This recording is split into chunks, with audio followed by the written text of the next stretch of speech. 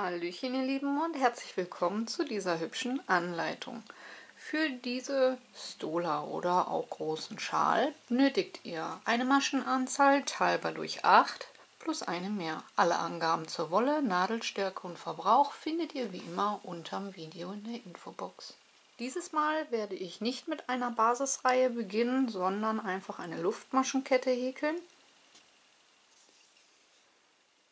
Die Stola wird ungefähr eine Breite von 50 cm haben. Das sind ja die regulären Größen, zwischen 50 und 60 cm Breite. Wer möchte, kann natürlich mehr oder halt auch weniger für einen Schal machen. Ich schlage also zuallererst jetzt eine Luftmaschenkette an, die ungefähr 50 cm hat. Zähle diese dann noch einmal durch. Die Maschenanzahl sollte teilbar durch 8 sein. Und dann plus eine Masche mehr.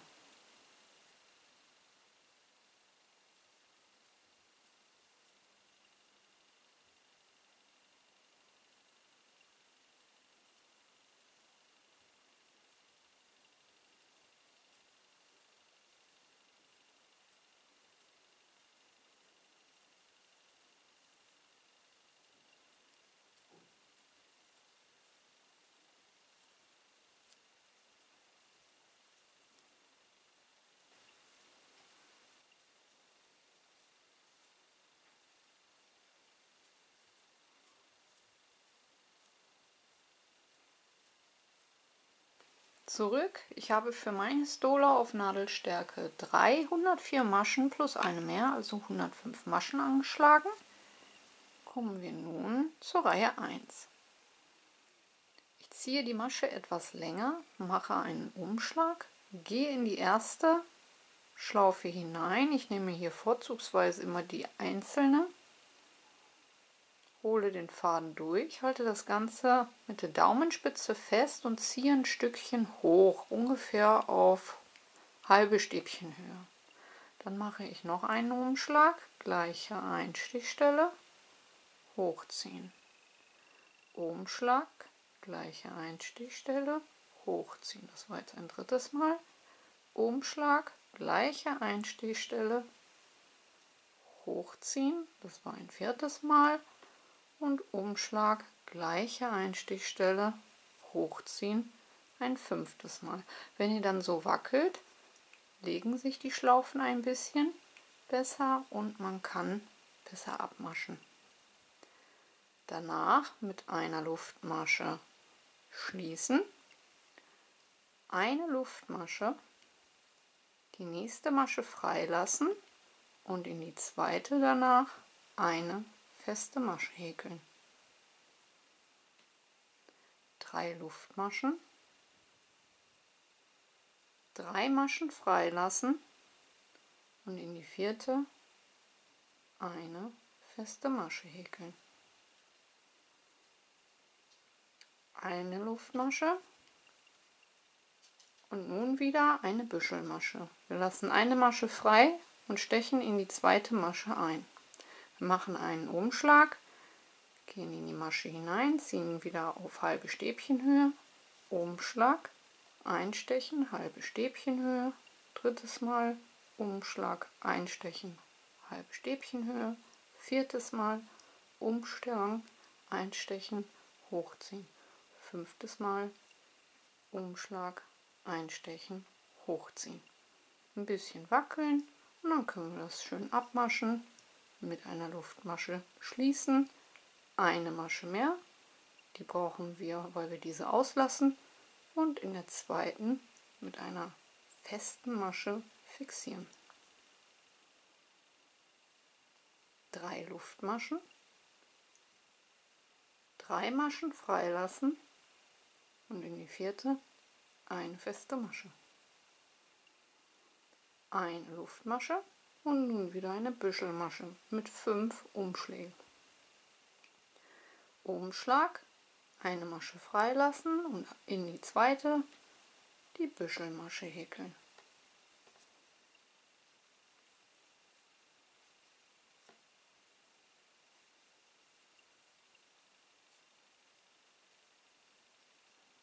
Mit einer Luftmasche fixieren, eine Luftmasche für die nächste, die wir überspringen, und mit einer festen Masche wieder fixieren. 3 Luftmaschen, 3 Maschen freilassen und in die 4. mit einer festen Masche fixieren. Eine Luftmasche, eine Masche freilassen und in die 2. wieder eine Büschelmasche mit 5 Umschlägen.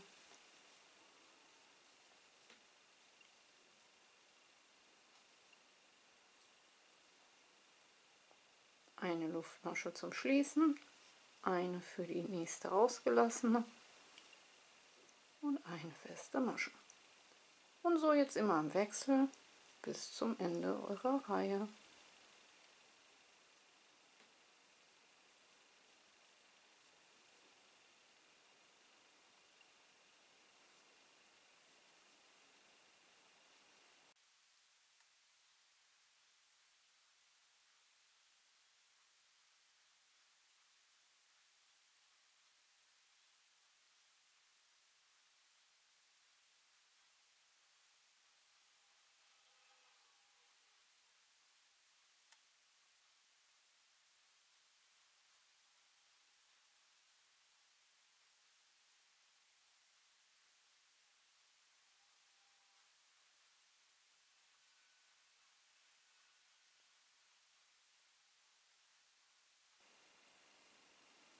Und am Ende eurer Reihe eine Luftmasche, eine Masche freilassen und in die letzte, auch wenn es etwas fummelig ist, eine Büschelmasche hineinhäkeln.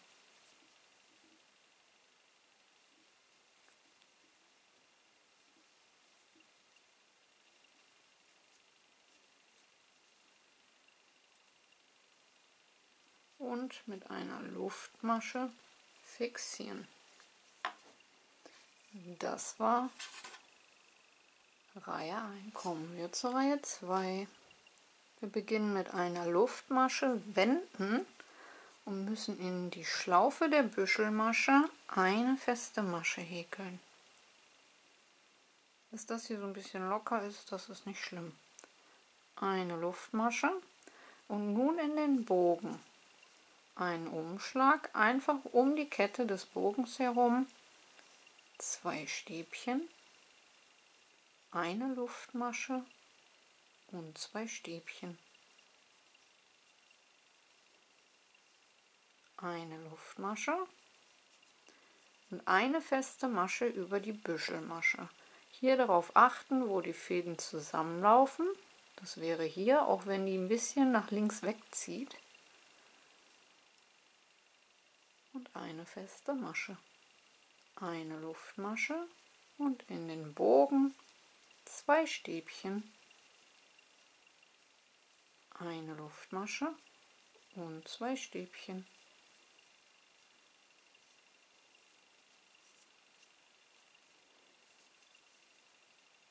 Eine Luftmasche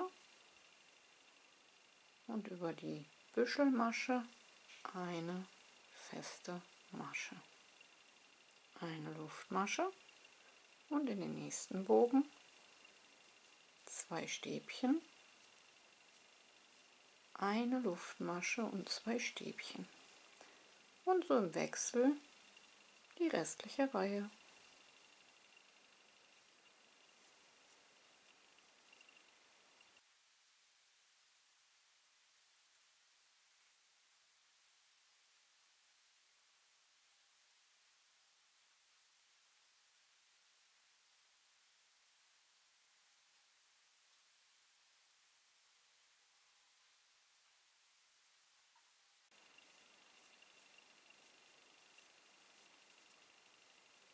Und am Ende der Reihe nach der Gruppe eine Luftmasche und über der Büschelmasche mit einer festen Masche schließen. Das war Reihe 2. Reihe 3. Wir beginnen mit 3 Steigeluftmaschen und eine Masche mehr, um rüber zu kommen. 3 sind für ein Stäbchen, eine zum Rüberkommen. Und häkeln in das erste Stäbchen eine feste Masche.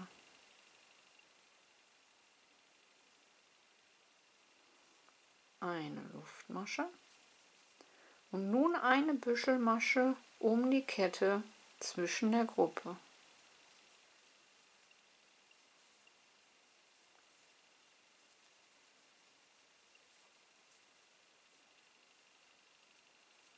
Mit einer Luftmasche fixieren, eine Masche mehr und in das letzte Stäbchen eine feste Masche. 3 Luftmaschen, rüber zur nächsten Gruppe, in das erste Stäbchen eine feste Masche. Eine Luftmasche, eine Büschelmasche in die Mitte der Gruppe.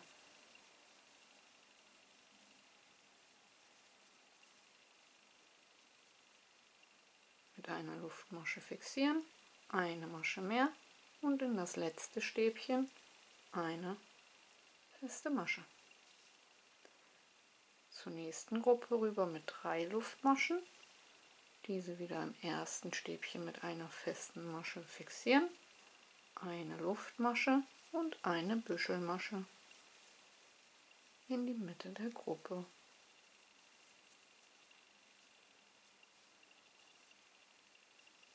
Und so nun bis zum Ende.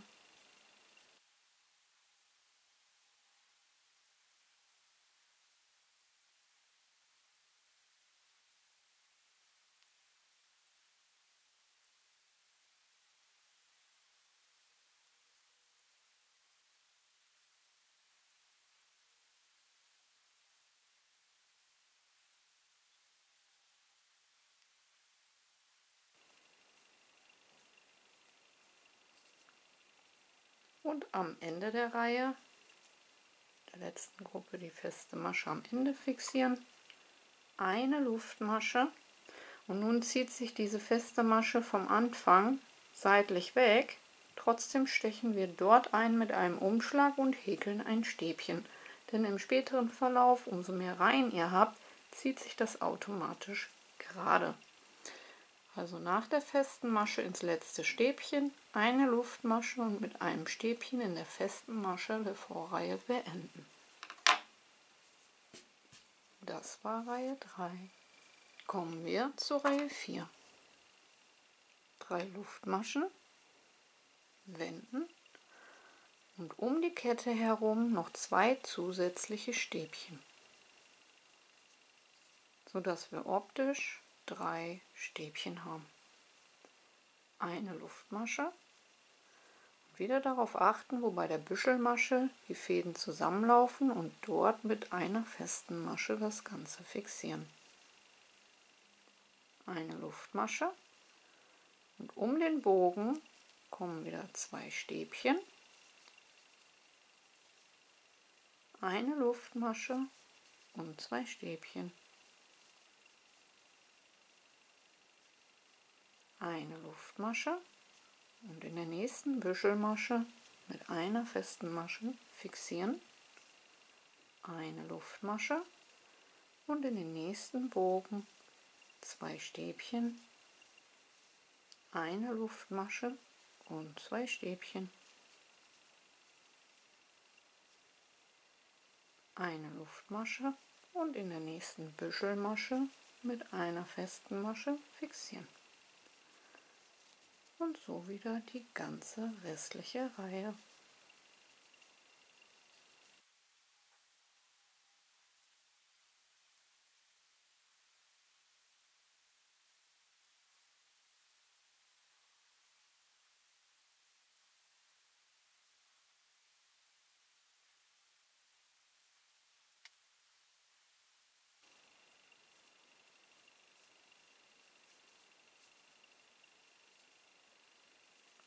Und am Ende der Reihe, nachdem ich mit einer festen Masche in der letzten Büschelmasche fixiert habe, eine Luftmasche und in die Schlaufe am Ende 2 Stäbchen, einfach um die Kette herum. Und das letzte Stäbchen steche ich ein, und zwar in der zweiten oder dritten Masche von unten angezählt. Ich nehme hier vorzugsweise mal die zweite denn das gibt dann einen schönen geraden Abschluss. Das war Reihe 4. Kommen wir zu Reihe 5. Das ist wieder Reihe 1, die sich wiederholt. Das Muster ist daran leicht zu merken, wir haben immer eine Büschelmasche, danach kommt eine feste Masche, danach kommt ein einzelnes Stäbchen, wobei der Anfang daraus besteht, dass wir 4 Luftmaschen häkeln, 3 für ein Stäbchen, 1 zum Rüberkommen, und die 4. Reihe beginnt und endet mit 3 Stäbchen. Also Büschelmasche, feste Masche, Stäbchen, 3 Stäbchen. Danach wieder die Büschelmasche. Also ziehen wir die Schlaufe einfach nur lang und machen mit 5 Umschlägen direkt in die erste Masche eine Büschelmasche.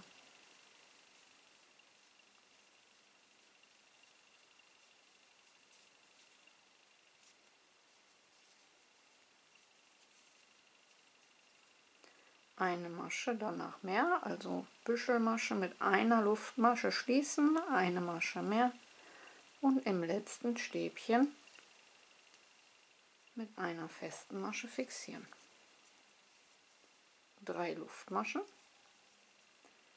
in das erste Stäbchen mit einer festen Masche fixieren. Eine Luftmasche und in die Mitte der Gruppe wieder eine Büschelmasche häkeln.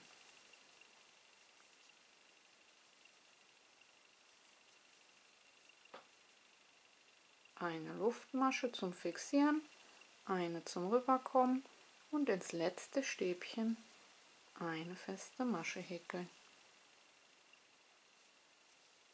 3 Luftmaschen, rüber zur nächsten Gruppe, ins erste Stäbchen eine feste Masche, eine Luftmasche, eine Büschelmasche in die Mitte,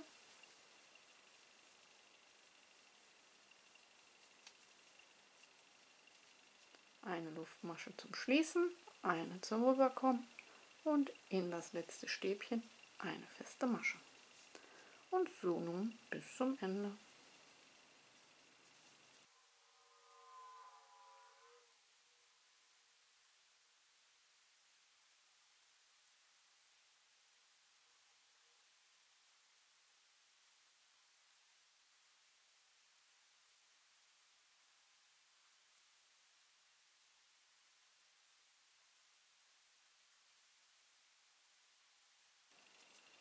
Am Ende der Reihe wieder in das erste Stäbchen mit einer festen Masche häkeln, eine Luftmasche und in der zweiten oder halt dritten Masche seitlich einstechen und noch eine Büschelmasche häkeln.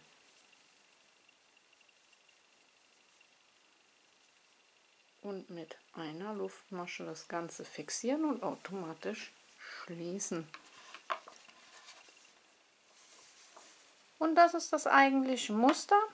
Ab hier wiederholt sich halt jetzt alles wieder. Büschelmasche, feste Masche, Stäbchen, 3 Stäbchen. Büschelmasche, feste Masche, Stäbchen, 3 Stäbchen.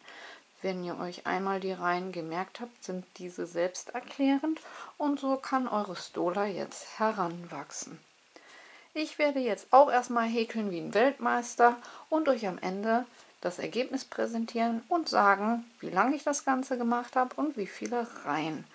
Ansonsten gilt aber, das kann jeder individuell auf sich selbst anpassen.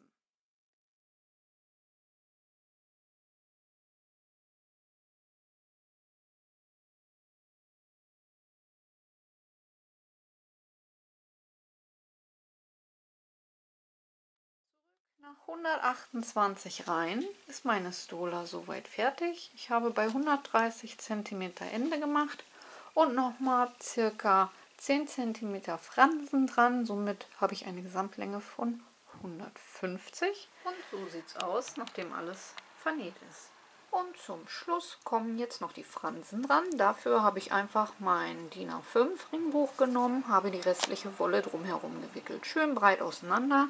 Jetzt kann ich hier unten und hier oben das Ganze auseinanderschneiden und habe schöne lange Fäden.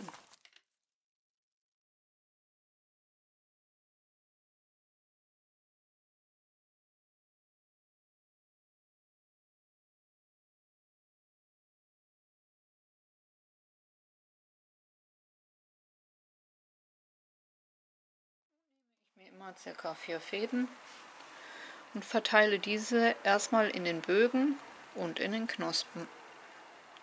Einfach mittig drum herum. Und wenn ich am Ende noch genügend übrig haben sollte, dann kann ich den Rest auch noch so verteilen. Es sei denn, ich beschließe, dass es dann reicht.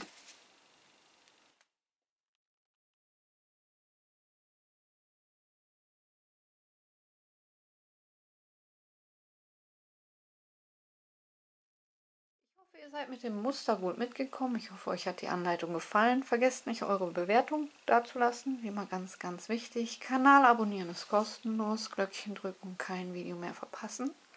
Und ansonsten lasst die Nadeln glühen und ich hoffe, wir hören uns zum nächsten Mal. Bis dahin. Ciao, ciao.